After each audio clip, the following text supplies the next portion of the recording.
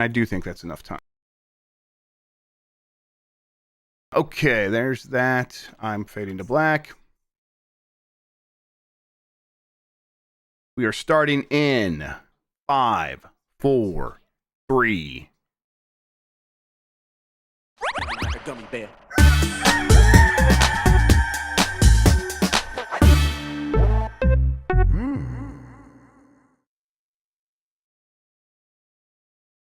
It's the internet. You're busy. Let's do this for January 31st, 2025. For the next hour or so, let me help you sort through the world of gaming on Game Mess Mornings Live with me, Jeff Grubb.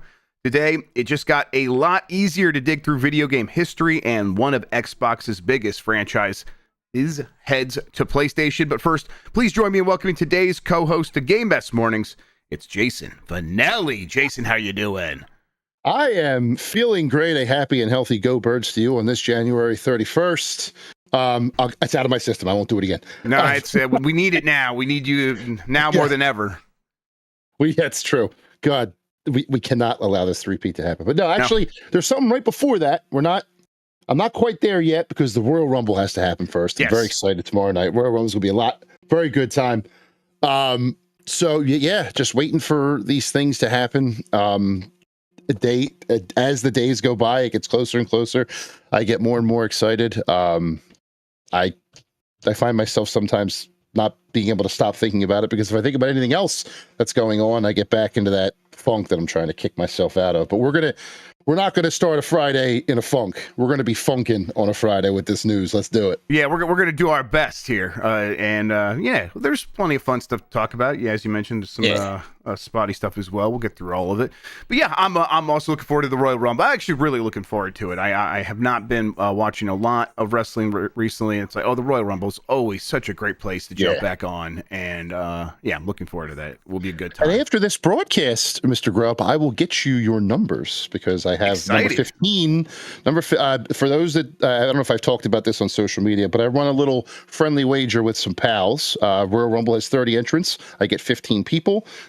We pay a fee, and then I assign 2 numbers randomly using random.org to each of the 15 people for both matches, men's and women's.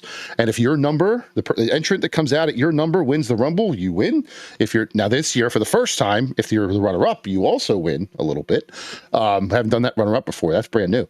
So I'm good to go. So after this, maybe in the post, I can do it live and give you your numbers. Oh, that'd be great. Okay, yeah, fantastic. You have all 15 people locked in? I do. Yes, the last one locked in just as we were starting up. All right, good deal. I've sent you my money, so I'm very excited. It'll make it even that much more fun to watch. That's a good way to do it. Just random and let the fate decide. Everything that goes in comes out. Unless I win, I don't keep it. You know what I mean? Like it's none of that crap. It's just a friendly little thing with some pals. Good time. All right, well, let's explain what we do here. Most weekdays, I, Jeff Grubb, will help piece your gaming life back together. That includes breaking news and maybe even some of our own original reporting. For all these topics, I'll get the input of a bona fide expert who will make me look smart. If you are watching live on Twitch, welcome. You can always listen to the show later on podcast feeds by searching for Game Mess Mornings, or find the RSS on giantbomb.com. You can also catch the show later with chapters and timestamps on YouTube. Hello, YouTube. All right, we have a lot to get into, so let's start the morning mess with Video Game History Foundation opens up free online access to 1,500 classic game mags and 30,000 historic files. We definitely talked about this a little bit yesterday, but it's fully out now. They've announced everything, all the details. People have had a chance to go through this, and I just wanted to give it one last little bit of shine because it really is fantastic. I had used it previously. I actually they used my clip from in the promo video and stuff. It's just really, really solid work. I am most excited personally about the video game magazine database. They have tons of back issues for so many various magazines. That's awesome. But they also just have all kinds of random material from game developers who handed over some of the stuff that they worked on and some of their personal development journals. And they uploaded that stuff, and there's hours worth of content. There's video content. There is clips of all the wrestlers from various games doing their introductions and stuff like that. And just the raw audio of that. So Important is definitely the word, but it's really fun to go through this stuff. Have you had a chance to take a look at it? I did. I immediately went to old school Game Informer, like some of the old magazines that I had as a kid. There's one cover I'll never forget. It's just Pikachu for Super Smash Brothers. I read that thing cover to cover multiple times. The cover fell off, so it was nice to see the cover like right back where it belonged in this PDF. No, awesome stuff. And after talking with some of the curators on Blue Sky, I might be able to contribute a little bit. They have E3 digests from like very cool. And I've already gotten them out. Where are they? Right here. I still have, because I'm a degenerate, the daily E3 that's awesome. magazines from 2014 and 2015 and some others. I can only find these. I think I have 2012 somewhere too. And my wife's been telling me to purge some crap out of here, so this will be a perfect way. I didn't want to throw it out because who knows, maybe somebody would want to use it. I'm going to send this and see if they can use it. They sent me a list of things that they specifically needed. Some of it's there, some of it's extra. If they want to use it as a backup, I don't care. They can have it. I just have to figure out how to get it to them. But this is awesome. It's so cool. I love it so much. And it's something that's needed, really, if for no other reason than research purposes, to be able to go back and find, like, somebody, I think it was Chris Person, was talking about how he was just going back and looking for all of Itagaki's bitchy quotes because he felt like it, stuff like that now we can do. It's a little bit easier. It's at our fingertips. It's really, really neat stuff. I mean, and it's a searchable database, right? It's not just like, okay, I got to go through here and look at these raw files. They've done a lot. I mean, this work is being done at the Video Game History Foundation by people who are professionals at collating and collecting and organizing this information. They know what they're doing, and that's why it's taken a long time. We first heard about this years ago, and they hired someone full time, and he just sits there and does all this work, and they've done a really good job of presenting it in a way where this will work very well for the video game historian on YouTube doing his videos. And it's going to work for anyone who just has a little bit of curiosity and wants to settle an argument about how people felt about a game when it came out 25 years ago. It could provide you with the Mike Minotti's biography from his one issue of EGM that he showed up in, where it says, Mike lost a lot of money this NFL season. Betting it all on the Lions wasn't the smartest move. Wow, that's below the belt. That's just a joke because they went 0-16. He never would have gambled and or bet on the Lions. He says, liking World of Warcraft Cataclysm, not liking carpal tunnel syndrome. And then, he's liking, not liking, and they always have a third funny thing. Arby's sauce, not just for roast beef sandwiches. You don't want to know what Mike uses Arby's sauce for, everybody. I don't think I do, but as somebody points out in chat, that little black and white picture there should be the next emote. Yeah, okay. I think. Yeah, we do need another Mike emote for sure. That's a great Arcana Mike or Mike Arcana, whatever you want to name it, or maybe Arby's sauce. I don't know. Yeah, name it Arby's sauce. There you go. That's good. That's fantastic. I have to look too. I don't know if they have some of the UK magazines yet, like Play UK. I'd never, until Game Informer, in 2023, I hadn't actually been in a American magazine, but I was in two in the UK, Games Master and Play UK. Sure. Play UK was back in 2014. I reviewed MLB The Show or something like that for PlayStation, the UK specifically. But Games Master, I did a feature on Cyberpunk that I still to this day have not seen in print. Really? I just sent it to them and then it was gone for me. So I got to see if that's in the archive too, see if I can dig that up. Yeah, I imagine if these magazines are still going concerns, which a lot of UK magazines are, the copyright issue might be a little bit more sensitive there. So maybe they wouldn't do that. And I suspect that some of this material, especially the magazines, might still fall into that, even if they aren't a going concern anymore. Right. But for now, hey, I'm glad that they are they're charging ahead, saying that this is valuable. It is we are an online library, which they clearly are. And while that stuff not a ton of protections for that sort of concept these days, there should be. They're going to do this because it is the right thing to do. This is what the internet was always supposed to be. And the fact that they did this work and people are supporting it, I donate monthly. A lot of people do.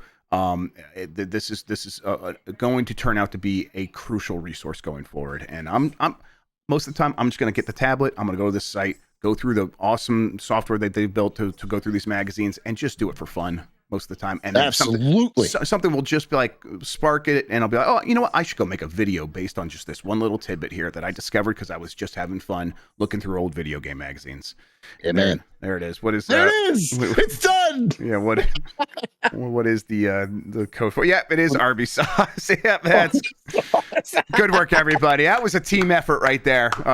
New Mike emote in chat, everybody.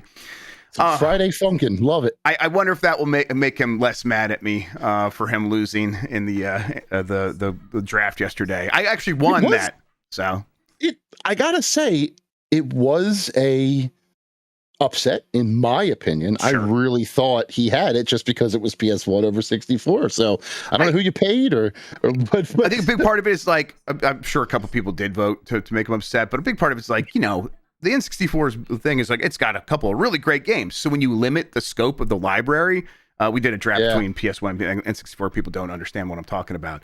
When you limit the scope of the library and you can't go to the depth that the PlayStation 1 has, the N64 stands a slightly better chance. Also, some people are just going to be like, give me Super Mario 64 and Ocarina of Time over everything. There are going to be a lot of people who feel that way. Yeah. And not according to Mike. Mike just thinks he lost because people thought it was funny. Okay, let's see here. Forza Horizon 5 is the next Xbox game to speed onto PlayStation 5. This is from Jason Fanelli at GameSpot. Never heard of him. Yeah, this I don't know if we could trust this one. After porting a few of its first-party titles to PlayStation and Switch last year, the first multi-platform move for Xbox in 2025 has been revealed. Playground Games and Turn 10 Studios have announced that Forza Horizon 5 will be racing to PlayStation this spring. The PlayStation 5 version will be developed by Panic Button, whose previous work can be seen in games like Star Wars Jedi Fallen Order, Forza Horizon 5, and Apex Legends.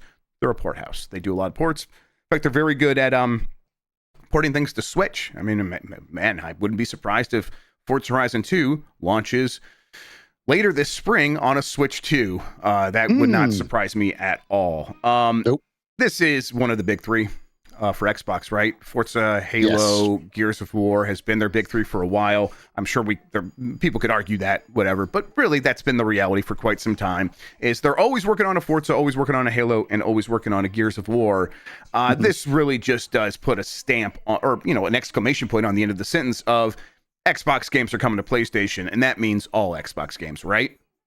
Absolutely. And this one in particular, because PlayStation has a very real competitor in its Gran Turismo franchise. So for me, that's why I always separated the two and how Forza would always be on Xbox, because it would be going into Gran Turismo's turf. And are the Gran Turismo players going to be as accepting to it on its home console? Now, I guess we're going to find out. I find it interesting that it's just 5 and not 5 and 4. But I guess it's easier to port on the current console and I think leave the previous console behind. Any sort of older Forza game, even the Horizon ones, have licensing issues. Just PlayStation 5, not PS5 and PS4. Oh, my bad. Okay. And now I get what you're saying. Yes. Yeah, you're right, because Forza Horizon 5, was that an Xbox One game? 4 was 5. Yeah, 5 was. Okay. I did look that up. 5 was. Okay. Because I was looking it up to see how the cross-play would work. 5 was on Xbox One. Okay. So yeah, I found that on the Forza blog. It did say that. Okay. So that just kind of made me wonder, why is it PS4 only? Like, why isn't PS4 also? Excuse me. Yeah. I I'm wondering. They're probably just right at the cusp of, hey, we got to pay Panic Button to do this. Sure. What's really going to be worth it? And I think Forza Horizon 5, focused on PlayStation 5, will, can command a premium price, get that audience that's really going to be going for it. And there aren't a ton of open world, arcadey style racing games that also have the sort of cachet of the Forza series. So it's like, and it still has that awesome realistic physics and the depth of a traditional Forza motorsport in there. And so I think they're like, hey, we think we can do just fine just selling to people who have PS5s right now at this moment. That makes some sense to me now. Had it been last year, I think this definitely would have been on the PS4. But now it feels like it's been just long enough. And even Sony's talking about finally started putting some PS4 stuff in the rearview mirror. So I think that makes sense. Next we probably, like, Gears of War E-Day is still coming. That they probably just eventually announce that's going to get some sort of like maybe timed exclusive on Xbox and then comes to PlayStation 6 months later.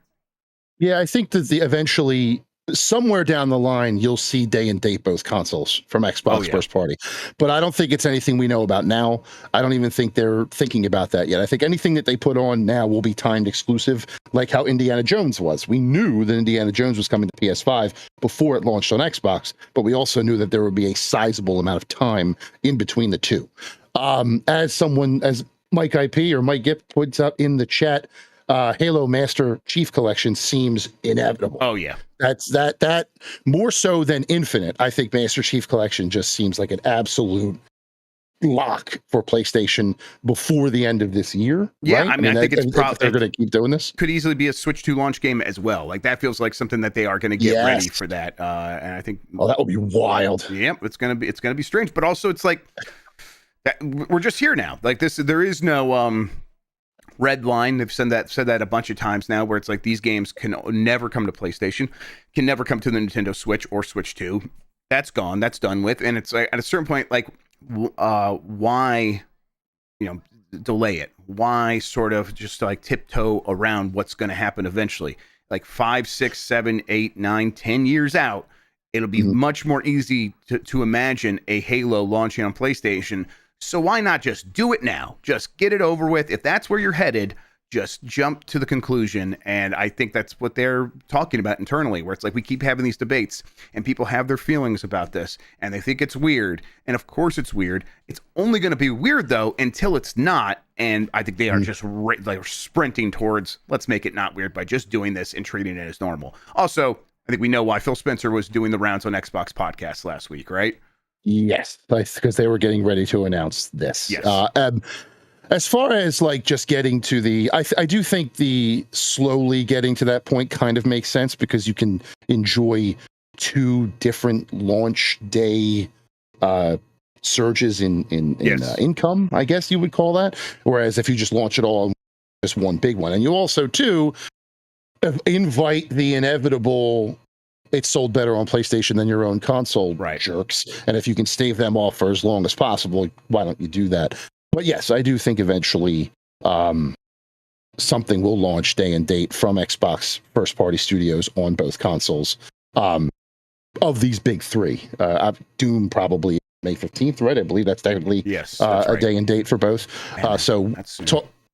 Yeah, that is very soon. So talking about like these big ones, yeah, it's inevitable at this point. And also, too, to go back to the Gran Turismo comparison, somebody pointed out in chat, I think it was Dan Fiasco, Horizon and Motorsport are two different things. Motorsport is more of the GTA direct competitor, whereas Horizon is sort of its own thing. So to bring Horizon as the first Forza on PlayStation does make a lot of sense. And it's also it's such a good game.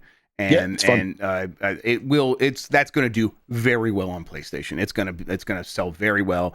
I mean, it's one of those games that on Xbox, when it launched on there, between Xbox and Steam, I suppose, it was going to be in Game Pass. It was like, this is a huge, successful game. It's going to be in Game Pass in like a week, but people still showed up. Like 2 or 3 million people bought the $100 version to play it a week early. And that is a lot of people just to be on, like, and especially just on Xbox and Steam. So I imagine if that demand can be transferred in any way, it's maybe not going to be 1-to-1, but transferred over to PlayStation, there's going to be a lot of people being like, man, I wish I would have played this or wish I would have had access to it. And now that I do, I don't have to be weird about it. I could just play it on my PlayStation. So, I think that, in a couple of years, a year and a half, 2 years, we'll be able to look at the PlayStation and see all the Xbox games on there. And if Microsoft suddenly said, hey, Sony, could we do a version of Game Pass on PlayStation that only has Xbox games in it? That does seem like something that would be viable. Jason, I'm of the opinion, though, that they are not so gung-ho about trying to get Game Pass on everything anymore. It seems like that's I would agree with an that. older strategy now, right? Yeah, I think it's more about the getting like the cloud. This is an Xbox sort of thing, getting their games on as many platforms as possible. And it's an Xbox. You can buy Xbox games on there as well. Like, and you don't have to get it through Game Pass. You could just buy the Xbox games, and that's what they mean by that campaign as well. Mm-hmm. So, and it still remains to be seen. I don't think it's ever been clearly denoted whether Game Pass is a boon or a bust, both internally and for the companies that put their stuff on there. We've heard reports from different studios, but as far as like a broad yes or no, I think the jury's still sort of out. I don't think complicated. Quite there yet. Yeah. So it's a lot more complicated than it works or it doesn't, at least. Yes. So that also too is why I think they kind of steered away from everyone should subscribe to Game Pass and this everything that you own is an Xbox. So go buy, Halo for your smart fridge or what have you. And that way it gets people to either buy the games outright, like you said, or if they want to subscribe, if they prefer that, they have that choice too. The shift in branding is definitely noticeable. Yeah, I think, I don't think Game Pass is going to go away. It is I think Phil Spencer kind of just answered the question a few years ago. He says it's 15% of our business, and we project it will continue to always be 15% of our business. So, I don't know. Obviously, it took some of there was some, sort of exchange there where some of that 15% came from people who were previously buying games. But I think the idea is like, okay, well, fine, but we can make up for that by now selling games on PlayStation. And we're not just going to make up for that. We're going to far surpass where we were before. And a big part of that is they have Call of Duty and things like that sell very well no matter where they are. So they're just in a completely different situation than they were when they launched Game Pass. All right, let's keep moving here. MultiVersus' 5th season will be its last, with the game being delisted at the end of May. This is from Chris Scullion at VGC. The upcoming 5th season of MultiVersus will be its last, the game's developer has confirmed. And this is a quote now, "After careful consideration, our next season will serve as the final seasonal content update for the game," a statement on the game's blog reads. Season 5 will run from February 5th until May 30th, at which point the game will go offline and will be delisted from the PlayStation Store, Microsoft Store, Steam, and Epic Games Store. All online features will continue to be available until Season 5 concludes on May 30th at 9 a.m. Pacific Time. The statement reads, "At that point, there will be an option to play MultiVersus offline via local gameplay mode, either solo against AI opponents or with up to 3 friends. To do this, you'll need to install/download the latest version of the game and log in during Season 5 anytime between February 4th at 9 a.m. PST and May 30th at 9 a.m. PST. So if you want to keep this game, you got to do some homework and make sure you get that done by this date. You'll have to wait for that final version to be updated in the first place. So, yeah, not too shocking, right? This was a game that never seemed to really find the sprinting run that Warner Brothers wanted it to find, right? Yeah, I think they felt like they were going to fill a void by the absence of Ultimate, with Super Smash Brothers being finished in 2021, and then this starting its beta phase in 2022. Ultimately, I think we're going to look back on this as the hiatus they took from June 2023 till May of 2024 as a bad idea, because people were given time to forget about it. Oh, yeah. I personally think this sucks. I really enjoyed this game. This is one of the live service games that I really dug into. Like I did a lot of previews on it. I spent a lot of time in this game. Spent not decent amount of money, but I spent some money on the Gleamium currency that now I no longer can purchase. I can still use what might still be in my account, but I can't purchase it anymore. That kind of sucks. That's true across the board. That's where they're saying if you have it, you can use it. You cannot buy more premium currency at the moment. Yes. And you won't be refonded. And you will not be refunded if you don't use it. So just use it, and then that's a rough one. Yeah, it's not great. The last season starts next week, and honestly, one of my first thoughts when I read this news was they're adding Lola Bunny as one of the last 2 characters in this game. So they're not going to be able to take advantage of the potential market of Lola fans, let's say, because they've already gotten rid of the currency. So, oops. Well, I mean, the answer there, Jason, of course, would be like, okay, well, we can't make that or have people buy that premium. So why don't we just unlock that everybody who buys the game now, like buys the game from Steam as a video game, and just put all of that premium stuff in the game? It doesn't sound like they're even doing that, though. No, if you don't, it sounds to me, and I will investigate this. I didn't have a chance to put it on. if you do not unlock these characters by May 30th, you may not be able to, which is that's crazy. Absurd. That's crazy to me. I will verify that once I get into the game and actually take a look at it. I hadn't had a chance to do that this morning when this broke, but because it says you can still use your Gleamium, the currency, you can still use the character tickets that you can earn. Now, if you can still earn them and be able to unlock everybody, fine. But it also says, too, on May 30th, offline will still be available versus AI and local multiplayer. If that still allows you to unlock the in-game currency to buy the tickets to unlock the characters, fine. Okay. I don't know that yet. Like I said, if that chain is still there, then not a big deal. The full content and all the characters are available. But if not, I would be pissed. You're literally saying, like, I didn't get a chance to play season 4, so I don't have Raven or Marceline, and you're telling me that if I can't unlock them on May 30th, I'm never going to get them? Yeah, like, what's the point of that? It makes no sense to me at all. Definitely sounds like an up here decision, not a developer decision. Zaslav strikes again, but it kills me because the roster's really cool, and I feel like it's still, despite how many characters they had a lot of untapped potential as people they could have added. Like Cartoon Network is under their jurisdiction. Adult Swim is under the jurisdiction. Yes, you have Rick and Morty, but there's so much more you could have pulled from, like Nathan Explosion from Death Clock and MultiVersus. Yes, please. Never going to happen now. Stuff, and then there's like other DC characters, and it's just things that I could go on for hours talking about the different places they could have gone. But here we are, yet again, a live service game, ambitious, can't keep the player base. Little bit of extra screwiness in this one with the going away and coming back. Deeply mismanaged. Like yes. I think we look around, and at a certain point, it's like, man, all video games are mismanaged to the point where it seems like everyone in charge does not understand them on a fundamental level. But there's situations like this where it's like clear from the outset, they're trying to make this into something it simply cannot be, as this big live service take on, hey, what if Smash Brothers was Fortnite, but only with Warner Brothers characters? Okay, no. That's not going to work, honey. I'm sorry. I don't know why you don't know that. I guess it's because you're David Zaslav and you just don't know. But fine, you're going to go for that. But wait, now you're going to monetize the beta and then take that offline when clearly that was such a lie. These days, most of the time they're lying when they're saying it's beta. It's been a marketing thing since Call of Duty 4's marketed its beta as something you could get a code with and whatever. We understand that, but still. You got very aggressive in that and then took it away, let people forget about it, let people move on, and to learn that you could take it away again. And guess where we are now? Yeah, it was always a mess.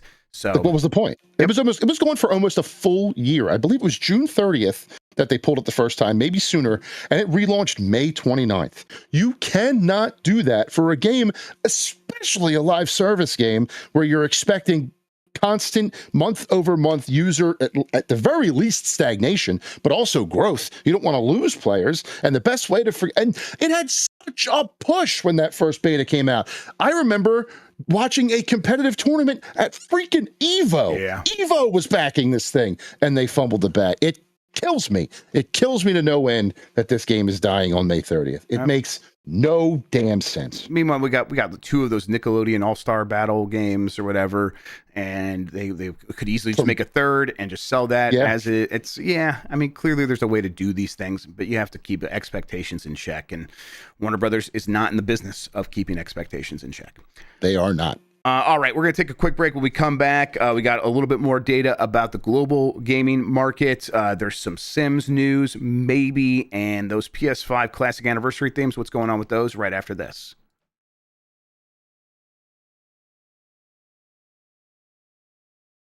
All right, let's pop right back into it. The games market is mature and double-digit growth is a fantasy. This is from Reese Elliott at Media Research.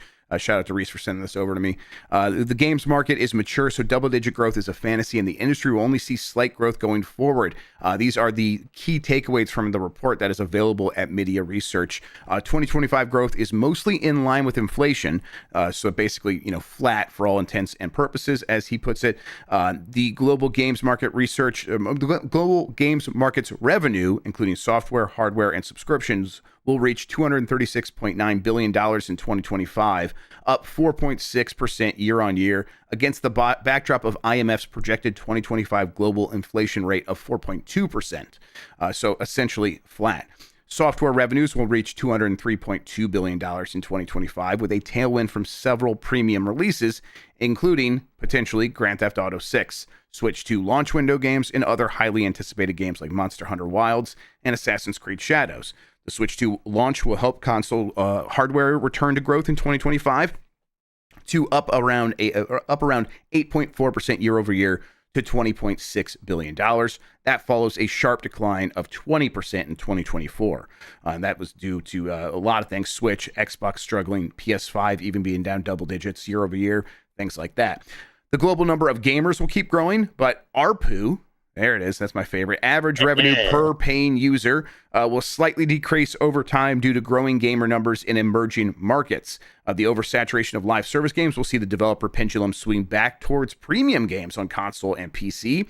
In-game spending will continue to dominate software revenues in 2025 with a market share of 68%. Due to the live service space oversaturating and developers regrouping toward premium games, in-games shares of revenues will decrease to 67% towards 2031. Finally, the mega budget strategy will slow down in favor of shorter budgets outside of the live service incumbents and a few select prestige studios. So, okay, Jason, I think let's shorten what was said here. Again, like this is available on Media Research. People probably should go look into it. They did a lot of work to kind of set the tone for what publishers and people with the money are feeling about the video game industry overall.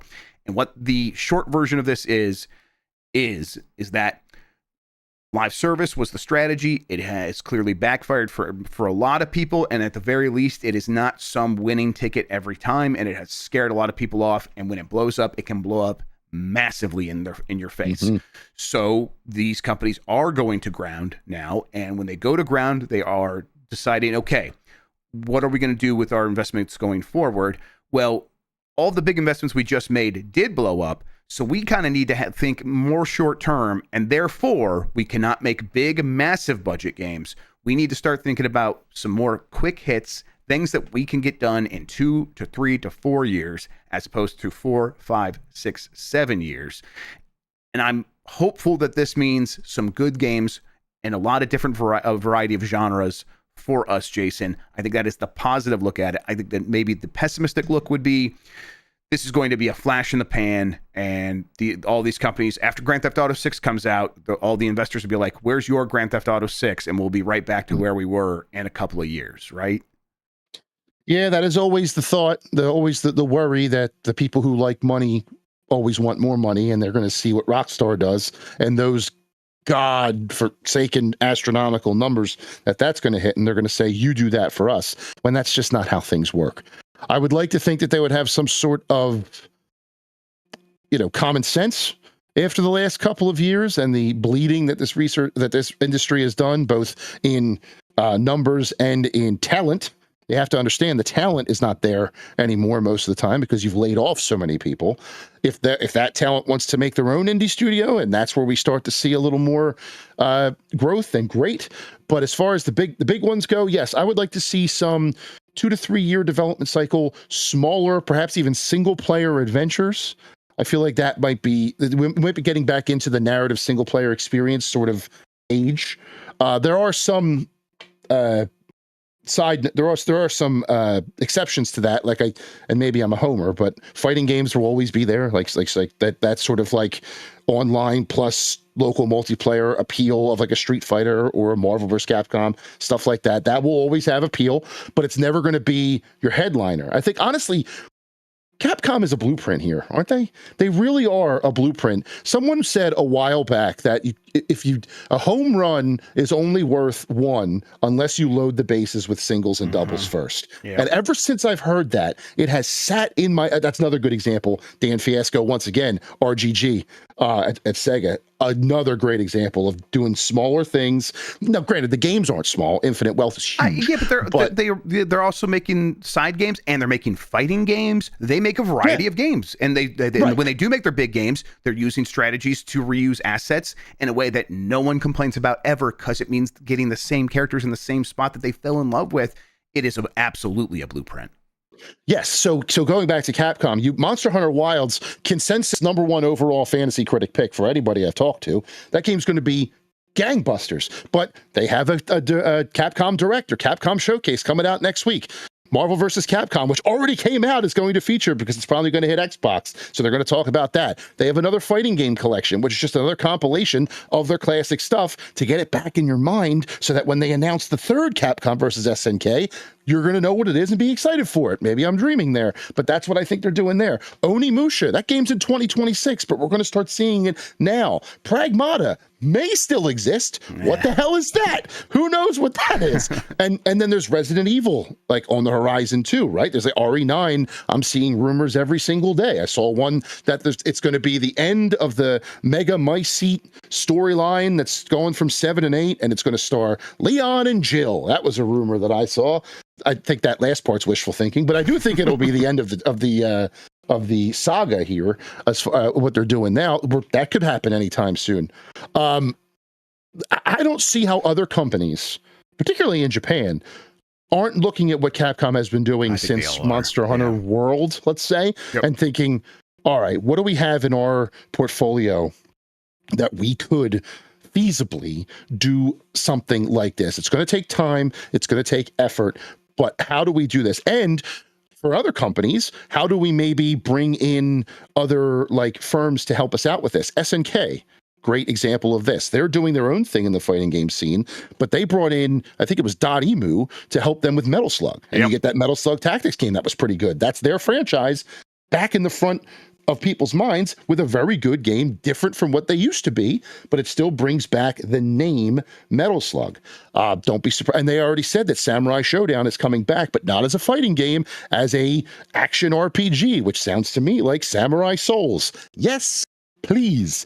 Stuff like that. I think a big opportunity now for game companies across the board is not just trying to find those games in your portfolio and bringing them back, but bringing them back in a new and different context. Like seeing a franchise that has been around for a while, but putting it in a different way. Ninja Gaiden Ragebound, great example. Yeah. That's a Metroidvania, but now we know 4 is coming too. So you'll get Ragebound, you'll get the classic Ninja Gaiden out of your system if you're not already done playing Ninja Gaiden 2 Black right now, and then 4 going to hit you in the face. That, awesome. Whoever's managing the Ninja Gaiden portfolio at Koei Tecmo right now, doing a good job. Keep that up. I think that is the way forward. Yeah, I think that's the way forward. I think so, and I think when you look at Capcom, it's not like, okay, we need to match what they're doing one for one. It like just take the strategy and then do your own thing with it. If that means like if you're a Western publisher and you are like, okay, how can we make this work? I think it's like, okay, well, EA, you do have NBA Jam, and you do have a lot of like SSX, things that you could invest in and get done much more quickly. Don't feel like you have to make them the biggest games in the world. Make them super solid, and make them in a way like where maybe they would have been $40 games. Just put a little extra smudge, charge $60 to $70 for them, and I bet most people still show up as long as they just have super solid gameplay, a lot of style, and like fun online multiplayer, not live service churn. And so it's like, I think that there is room for that stuff to pop up again. And I don't think it's going to last. It probably won't, but that doesn't mean we can't get a lot of fun, good games over the next couple years while these big publishers try to figure out what they're going to do next. And I'm hopeful on that side, at least. Good. And one of those fun, good games could be a sales like gangbuster, breaking down the doors, breaking all kinds of records. You don't know unless you try. Remember, like, was it 2007 to 2011? We got all those brand new IPs. Yep. People were trying. That's where Dead Space came from. Speaking of EA, hell, you're talking about yesterday. BioWare was a big point of the news, right? With their bet and everything on Mass Effect. You mean to tell me that EA, who owns all of BioWare's IP, can't find another studio in their portfolio to give us a Jade Empire? There ain't nobody else that can work on that and bring that game back. Like, it doesn't have to be a sequel. It could be a remaster. It could be just something else in that world. There's a ton of people that I've heard. There's 10 of us. There's dozens of us who would like to see Jade Empire again. Just try it. Now is the time to get away, like you said, from live service churn and take these franchises that you have and experiment with them. You're not going to know what to do. You're not going to know what's going to succeed unless you throw some stuff at the wall and see what sticks. And you might have one flagship franchise now, but hey, you might put out a couple of games and all of a sudden you have 2 or 3. That, to me, is the way it should happen. But like you said, Grand Theft Auto 6 is going to come out and make $1 billion in the first week or whatever it is, and all the CEOs are going to see dollar signs and say, make this happen. They're going to overhire again, and then the games are going to I'll just stop there because it's going to make me mad. But yeah, it's hard not to see it that way, but you and I have been around this industry far too long to not know that that is a distinct and very real possibility. Yep. I think this industry very similar to the way things work in the world with the like nature, where it just fills up the space given to it, and then it just takes all the oxygen out of the room, or it just becomes, or there's just so much detritus built up that you kind of can't do something different until it all burns down. Like, and so a forest fire has to come through and burn through this industry like it is right now, and then they look around and be like, oh, look at all this fertile ground to do something different with after everything's been just demolished. So someone in chat made that reference, made that a metaphor, and I thought that was very, very good. Okay, let's keep going here. PS5's classic anniversary themes are leaving, but won't be gone forever. This is from George Yang at GameSpot. PlayStation celebrated its 30th anniversary last December and released several PS5 themes commemorating the occasion. Now the themes are leaving tomorrow, January 31st, but won't be gone for good. That is today, by the way. Thank you for the fantastic response to the classic PlayStation, PS2, PS3, and PS4 limited time console themes, which will be leaving tomorrow, PlayStation said on Twitter. Due to the positive response on these 4 themes, we're doing some work behind the scenes to bring these special designs back in the months ahead. So, hey, that's a win. I love these things. They were very good. It was very nice to see that they are planning to bring it back, and I would continue to use these on my PlayStation 5 personally, because, boy, it's nice when you boot up a console and it makes that PS1 sound. Just, man, that first time that happened, I think my older daughter Olivia was with me, and it happened, and I went like, I made that face, that, oh my God, like the nostalgia face that just washes over you, and she's like, Dad, what's wrong with you? I'm like, stop it. You will never understand what's going on here. It's fitting that we're talking about this, 2 or 3 stories after MultiVersus, right? We're going to make it go away. I'm going to come back. And you know what this says to me? They're not going away. They'll be back, but you're going to goddamn pay for them, aren't you? You might be right. You want them back? We let you taste. But you want them back? Give us $6 or whatever they cost for a. We just couldn't figure out how to do it any other way. It's like, we know you could do it. We saw you do it for free. Yeah, I think it was Nikki just said in chat, I don't know why this tree keeps getting cut down, man with holding chainsaw. Yeah, that is the entire video game industry. But why? What are we doing here? I mean, you could say that about Sony in general right now, right? God of War live service? Sure. Fucking please. But this... I'm getting shoot hot here. It's a shoot hot Friday. No longer funkin'. We're shoot hot. Why are they getting away with it? Why are they going away? Do they have to go away? Who made that rule? Yeah. Is someone holding, did Jim Ryan retire because they have him in a shed and we're not letting him out until you get rid of these? What's going on here? Why do they have to go away? I do wonder why in the first band they said it would. They said it was a limited time, when they first did it. So maybe they're like, well, we got to keep true to that word. But I don't know. Just be like, oh, you loved it so much. Just keep using it. They control the buttons they press, as Id once said. So I wish just push the button to let us keep it for now. But again, at least it's coming back.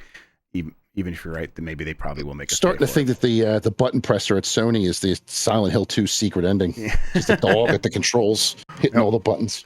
All right, let's keep going here. What is esports? Okay. People keep sending in news. Thank you, everybody, trying to keep on top of that. Someone did send in news about this next one. Official Sims website drowns you in 2000s nostalgia. This is from Malcolm Poole at DualShockers. Your sim died. It was not painless. This is a message from a real Sims website if left inactive for too long. The message is written entirely in Comic Sans, with only the title of the faux pop-up Grim being capitalized. That's just a pop-up. The rest of the site is so much more. It plays a sound when it first loads, and another when you hover your mouse over the options. You need the www at the start of the URL. You'll get an error otherwise, and the activities, so many activities. For example, you can like take a picture of yourself with the webcam, and they'll put the diamond above your head and everything. The Plumb Bob, I believe is the name of it. Yes, exactly. Plumb Bob. Good old Plumb Bob. Hey, they just released Sims 1 plus 2. I don't think it's remasters. I don't even really know how they are framing these, but they have re-released Sims 1 and 2. I think each includes some DLC. This just happened while we were live, but this is what this website is all about, that they are re-releasing those games. So hey, yeah, that's fun. I wonder how much that audience is like ready to go back to Sims 1 and 2. They seem very much invested still in Sims 4. But EA, at the very least, is like ready to kind of go very hard on growing the Sims one way or the other, and this seems to be part of that strategy. I don't think they're worried too. I don't think they're too focused on the Sims 4 audience. I think they're focused on the Sims 1 and 2 people who fell off because it started to get too complicated. Yes. Myself included. It's like, I love Sim 1. I played the hell out of that. But eventually Sims 2, I was like, and then Sims 3 and 4, my PC, I couldn't run it. So tried it on console, wasn't the same, and that was the end of me. But I love them. I love like Space Jam 1995, old school website sort of stuff. So that the fact that they went this route, nostalgia bait, as Malcolm calls it, love that idea. I think it's really, really cool. And they are out now, right? They're re-releases that has happened. I think they're available on Steam for $40 as a bundle right this moment. Oh, okay. So you get them both. That's not bad, actually. Both $20 each. That's more than I would expect. I would have expected $40 each, but we've been really cynical today, so I don't want to press on that too much. But no, this is great. I hope more re-releases come with more nostalgic stuff like this, especially any reference to old school internet before the world decided it was all about making money. Back in the good old days, works for me. Like the AOL Instant Messenger, or if you were like me, CompuServe, those days, right into my veins. Do it. Yeah, this is you're right. This is like a good way to like capitalize on how people probably felt about these games and how they felt about the world at the time. And I will be surprised if this game like comes out unscathed. My expectation is Sims 1 and 2 fans will be expecting one thing, and maybe they're not going to get all of that with this collection. And there maybe not anger, but there will be some scene drama in the Sims scene. But yeah, whatever. This is usually these companies just forget about these things entirely and move on. You and other people in chat pointed out, listen, they just want to like remind the Sims audience that these games existed. Come back and play these if you're not into Sims 4. And then maybe they're going forward. They're like, hey, the new Sims stuff that we have coming down the pipeline, they say it's not Sims 5, something new. Maybe you will get excited about that. And especially since it'll be a new entry point, maybe you'll feel more comfortable hopping in at that point. So yeah, I think this is cool. I played Sims 1. That's the one I played. I kind of am always in the mood to check out one of these, but at this point, I think I probably would just go check out Sims 4. I think this is something I would let my kids play. Yeah, it's kids check out. You know what I mean? Like, my kids only play the Herbs, of course, and My Sims Agent. Jeff, Sims in this city. Yeah, Jeff Green's My Sims Agent. All right, let's get through these last handful of stories. Nintendo 64, Nintendo Switch Online adds Ridge Racer 64. This happened last night. Ridge Racer 64, not the best Ridge Racer. A little bit slow. Doesn't have the immaculate CD audio of Ridge Racer Type 4 or its brethren. But still, hey, Ridge Racer on a Switch. And part of me is like, man, just the fact that they are treating this as a big solo release on Switch Online, maybe something could still happen again with Ridge Racer. And I'm hoping like, oh, this is a precursor to a launch game, Ridge Racer for Switch 2. Probably not, but I would love to see that. Yeah, probably not. In fact, I think I'd rather see them maybe do like a collection of sorts. That'd be great. Like too. all the old Ridge awesome. Racers. If anything, you get Type 4, which can you really beat Type 4? The game's great. No, not really. Just put that all in one bundle onto the Switch 2 or something like that. I think that is a franchise worthy of compilation, not just because the games are good, but because of the meme. All you have to do is put a trailer out that says Ridge Racer Collection. Done. Sells millions of copies. The old folks, the new folks. Yeah. John Cena's winning the Rumble, Dan. So just putting that out there. But yeah, I think this is cool that they're putting on there. More obscure Nintendo 64 stuff, please. More of like this is obscure, but like don't just give me the mainline It's Nintendo. lesser. Don't give me this. Yeah.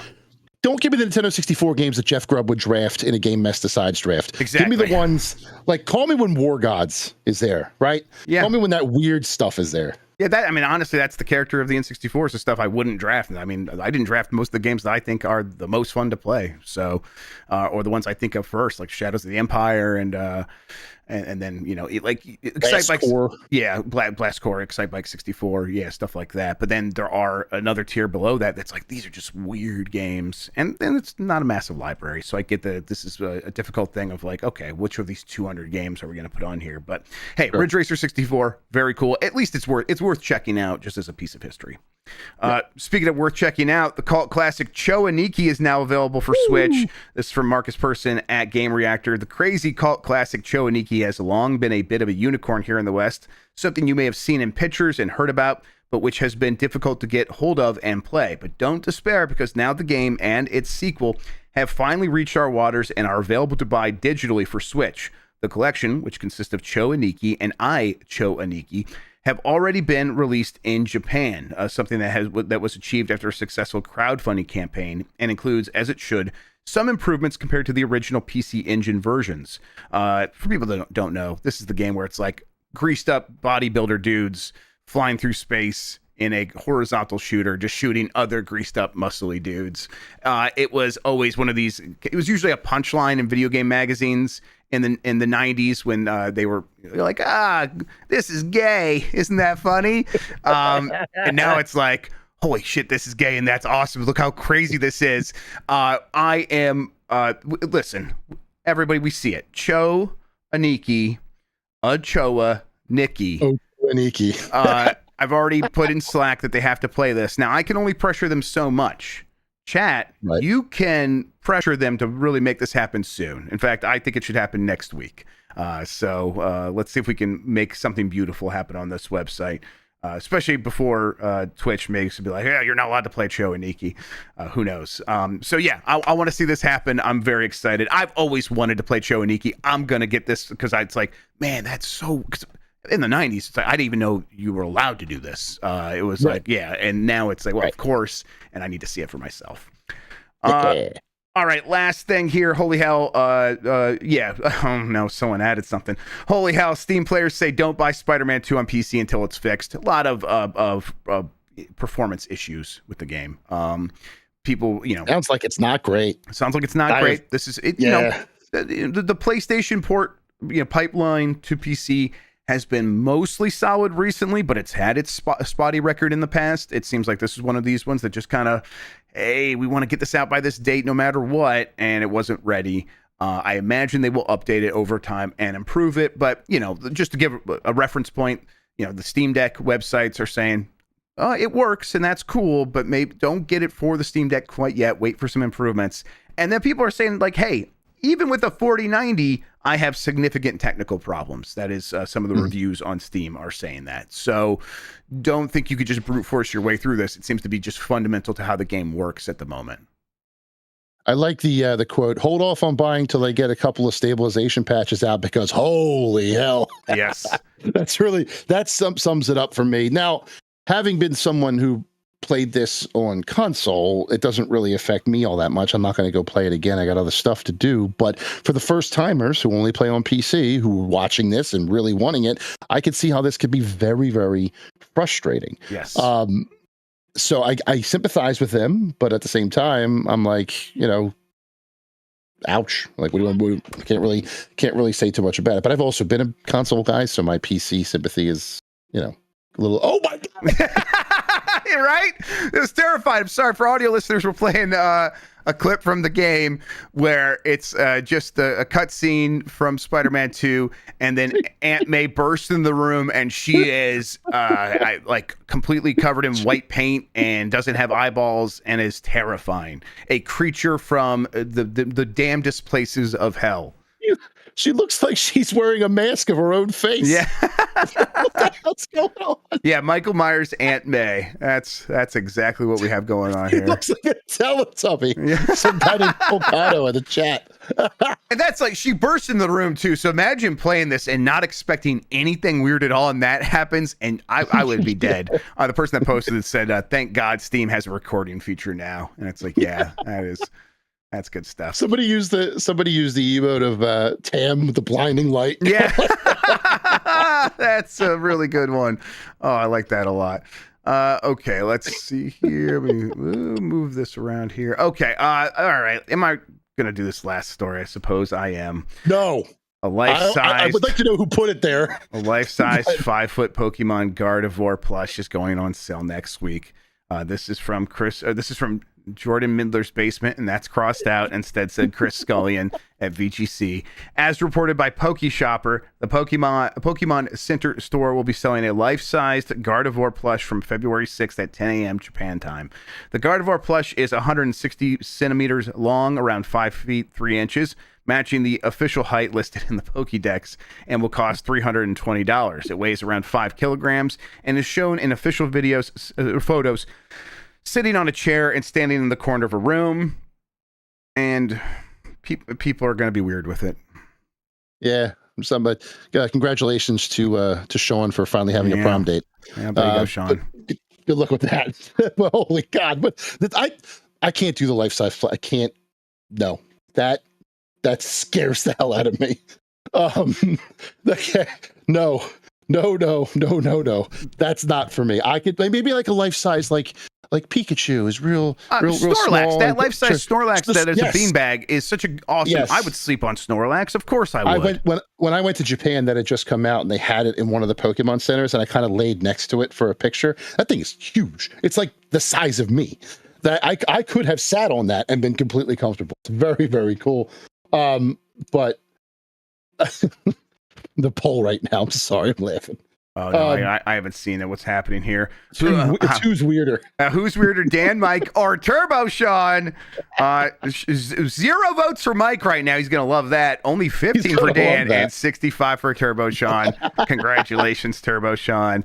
But yeah, there's a market for these. I'm not it, but there's a market for these. Jordan Midler apparently is in the market for one. Sean is going turbo for one of these. But great. Good for you. I hope it doesn't get, too creepy when you wake up and forget you bought it. It's staring at you in the corner. I was asking some friends, like, what is the thing that people associate with you online? And people have tagged me for Bubsy and Daikatana, of course. But really, it's that Roadcraft game got a date. And everyone's like, "Hey, have you seen this?" I'm like, "Guys, yes, I knew about this before it was announced, and I've been following it Yes, I've been following it since it did get announced, and I went crazy. And apparently, you weren't paying attention to me then, because I went very crazy about it then. But yeah, and now it's got a release date, and yes, I'm very excited. Thank you for telling me about it. And then, Mike gets anything for Ridge Racer, stuff like that. They'll tag him on that. Sean says, "Thank you to everybody and their mothers for tagging me in this post this morning." So Sean has the life-size Pokemon plush thing on lock. So we're very happy for you. I wish you both a happy and healthy life together. Nice job, guys. Yep, there you go. All right, that does it for the headlines. Let us get to the poll question. Let me bring that up. That should be right here. All right, here we go. Have you played Indiana Jones and the Great Circle? You know what? Let me refresh this, make sure this is fully up to date. Yep. Have you played Indiana Jones and the Great Circle? This is from yesterday. 41% said yes and 59% said no. 41% of this audience saying yes, I've already played it is a pretty good result, for, especially when it's like, I think the majority of people watching this probably do play games on PlayStation. So when that thing does hit PlayStation, it's going to shoot up even more. So that's a pretty impressive result, I think. And I think word of mouth is going to continue to help that game, both on Steam and even Xbox. 4 million players, they said, Jason, for a game that is on Game Pass, and the Game Pass has, 25 to 30 million subscribers. So plenty of people left to tap there, let alone once the thing comes to PlayStation. So I think that game is finding its footing, right?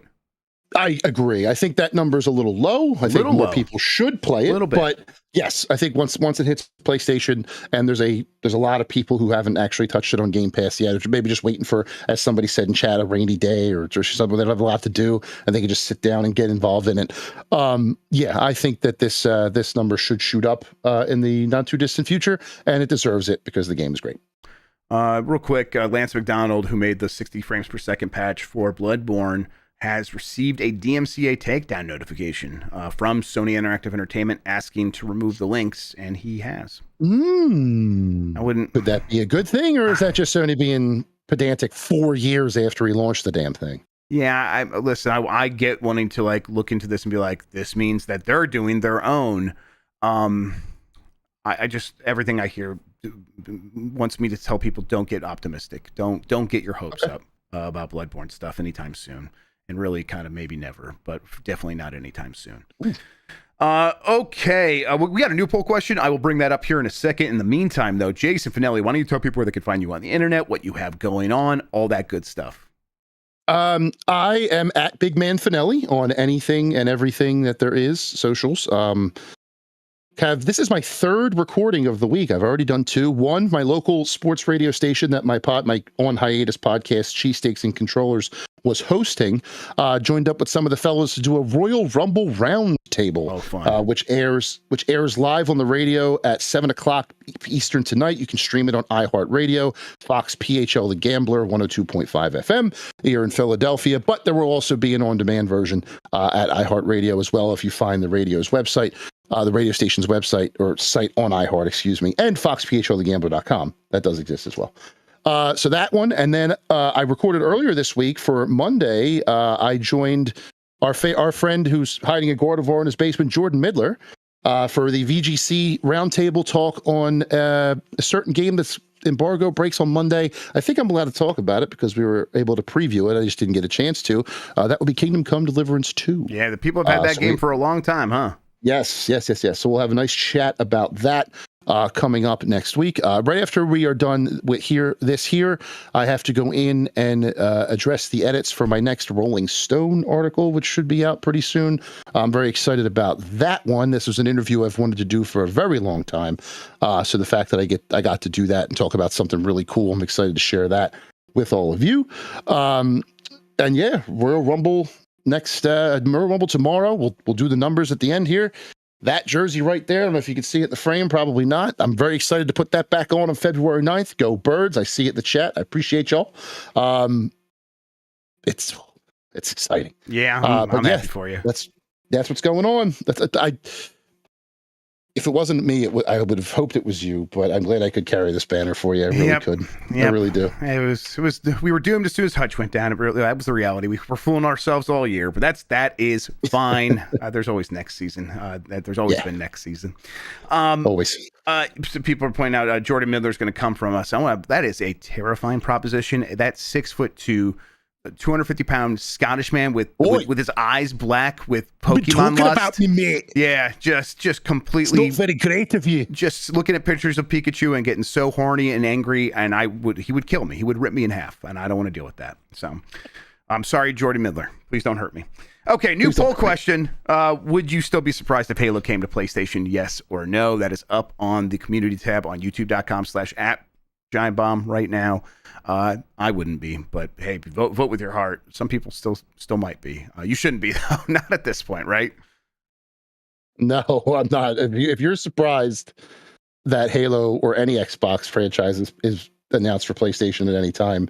Don't be like, just get it out of your system. Get that console fanboy, console war stuff out of your system. Be done with it.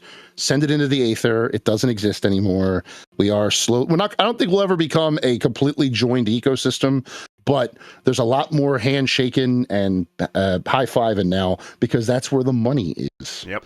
It was one of the levers they could pull to bring more money in, is to get rid of this exclusivity thing. It'll be timed, sure, but I don't think it's going. I think now, once the streams were crossed, you can't close that Pandora's box. Yep, you're right. Here we are. Toothpaste out of the tube. All right, let's see here. We'll have the results of that poll on Game Mess Mornings on Giant Bomb on Monday. Can't think of any reason why that wouldn't happen. Look out for that.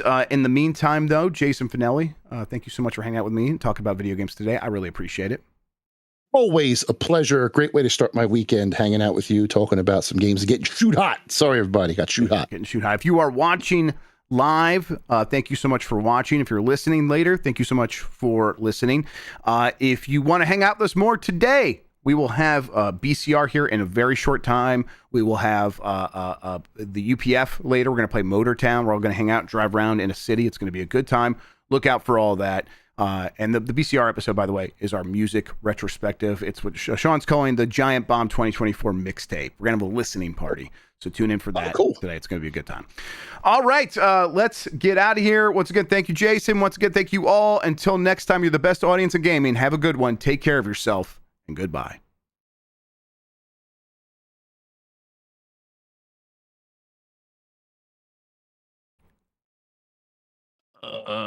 Oh, no. He's